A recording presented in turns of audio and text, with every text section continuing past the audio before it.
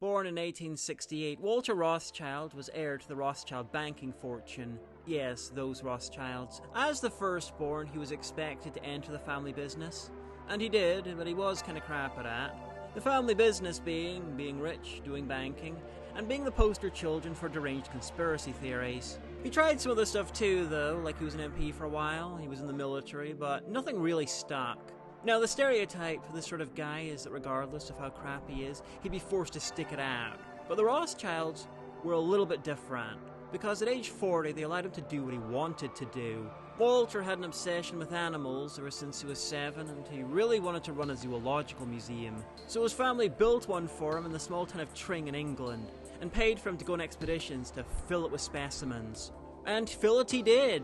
He amassed a world-class collection of specimens and stuffed animals, amassing the single largest private zoological collection in human history. Though it shrank when he was blackmailed by a mistress and was forced to sell some of it to the American Natural History Museum. But still, over 200 species of animal were named after him. He imported some Hungarian edible dormice, which escaped and are still causing havoc in the local area. He released some kangaroos, which are no longer causing havoc in the local area. And he put some cassowaries into a local park, which attacked a horse.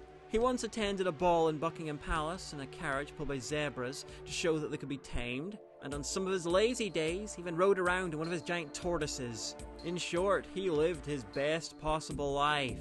I mean, the guy would take visitors while naked, swinging in a hammock at 300 pounds. He was having fun. Amazing what a little obsessive passion can achieve when you get a massive fortune. Rothschild's museum still exists. It's now owned by the British Natural History Museum and still contains what remains of his collection, including a bunch of fleas dressed in tiny Mexican outfits.